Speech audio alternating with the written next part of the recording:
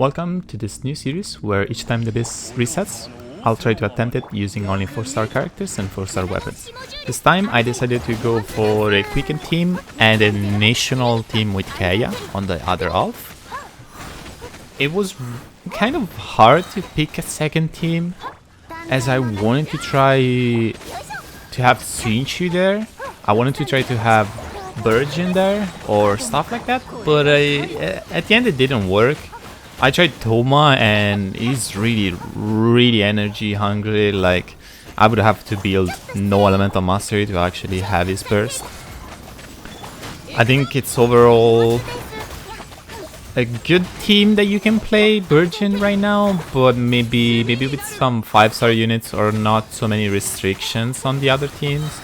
As you can see, we're only using 4-star characters, so it's a bit hard to make it work. I also don't have every 4-star unit leveled up, so there's that.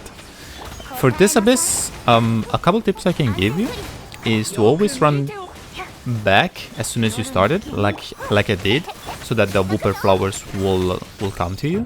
And for these enemies, the ones that I just killed, instead you should try to stay to the far left or the far right, so that the one that is further away will come to you. Here instead, for the second half, I run through the door, so I go back. The Abyss mages will come to you. They actually group even better usually. This one was a little bit RNG, it wasn't the best. You need to make sure you kill them fast enough so that your rotation is back up. You will be through the door near the stairs again, because they will group up, the lectors will group up as well. And you just do the same. Go for your full rotation. And the real challenge here is dodging some of the attacks for their annoying effects, for the stamina reductions and the cooldowns. And aside from that, I have to say it was a little bit hard for this team to have enough energy. For the national part it was fine, but Kaya really struggles, and I didn't go for Favonius weapons here. I actually just have a sacrificial on Sinchu, and Bennett is in Subwood. I think this is a good scenario where you can go Favonius on Bennett. You're gonna spam your E a lot, but it won't really matter once they have their shield up, because you're not gonna be able to proc sacrificials, you're not gonna be able to proc the Favoniuses. But all you need here really is application of your element. If you can kill at least one of them fast enough, I know it's not ideal, but it will make it so much easier to put this off. As you can see, this is so close, but luckily we get it. It took me quite a few attempts, but of course if you went with just 5-star characters or 5-star weapons or not so many restrictions, there's so much more you can do. And especially, to be honest, some Danger Virgin teams seem to be really strong.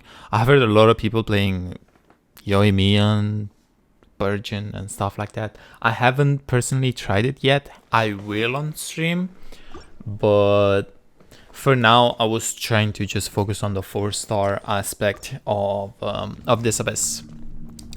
I didn't talk about the build. The build is full elemental mastery on Sucrose. We can talk freely here because this is really easy. You just need to rotate normally as you would, and this Jade Plume is not gonna be a threat for you. Anyway, Sucrose is full elemental mastery with Viridescent Veneer. Fischl has 4 Thunder in Fury actually, which you don't really need to go for, but it's good. It buffs Quicken. It's not really strong for the reduction in the cooldown, not that much on Fischl. Beidou has a Favonius Claymore actually, and I think about 200 ER. I'm gonna show the build later for precisely, but yeah, she really needs ER on this team, even if she's coupled with Fischl. Kidara had just an HP set for the longest time, but I decided to just switch for an instructor set, and it proved amazing. Like, that extra 120 EM, it's really useful. Here, to be honest, I don't have much to say. It's just a Thunder Manifestation, but this time... Okay, I don't know if it's just me. Please let me know, but do you think it behaves differently than any other Thunder Manifestation we had?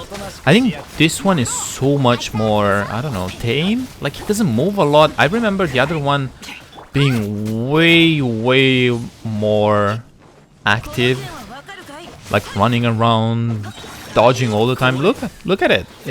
Basically AFK, not doing anything and just waiting for me to kill it. I have to say, it does do all the attacks, but I don't know. As you can see, okay, not this one. It's gonna do the diving attack later. It also feels like it does less damage. I don't know, maybe it's just lower level, but I don't think so. It's level 98. I don't know. Anyway, it's a really easy kill. There's not much to say. We'll start the commentary again once it's dead.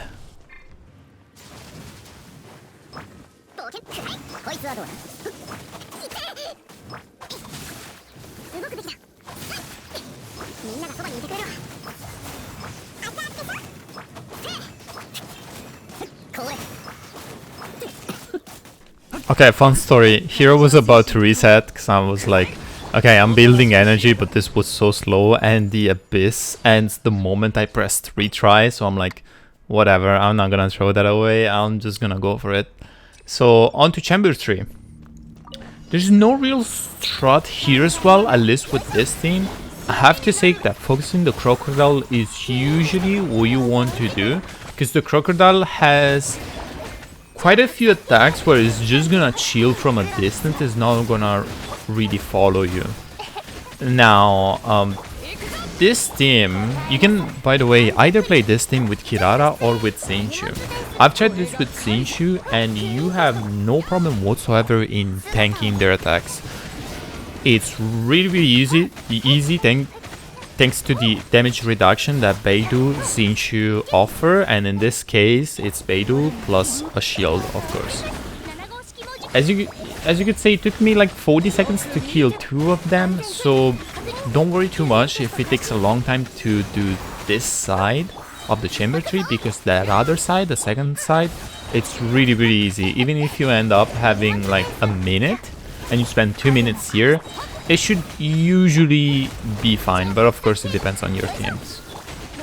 And again, if you attempt this team, not with Kirara, not with a danger unit, but with Zinchu, I can tell you that you will have no problem surviving, while if you were to play with something like Bennett, oh, you're gonna struggle really hard. I think Bennett on top is actually pretty bad right now.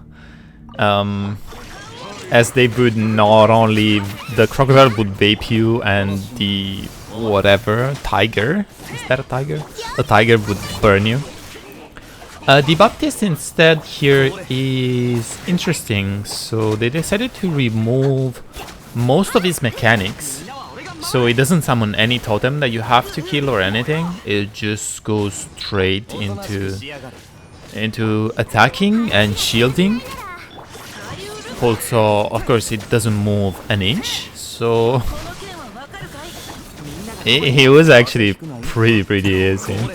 I didn't have the best rotation, I'll be very honest, but I was just happy I did the chamber one. The chamber one is the one you should be surprised of. Nothing else really matters here.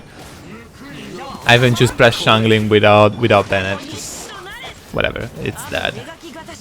But yeah, I've attempted this on stream for the entire afternoon. I didn't manage, but off stream I'm like, okay, let's change our builds. Let's make this a little bit better. Let's see what we can do.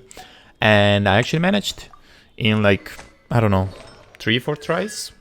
Anyway, I hope you enjoyed. If you want to see more, there's a link to my Twitch channel in the description or on the screen. I'll leave you guys with the builds and I'll see you in the next one. Bye.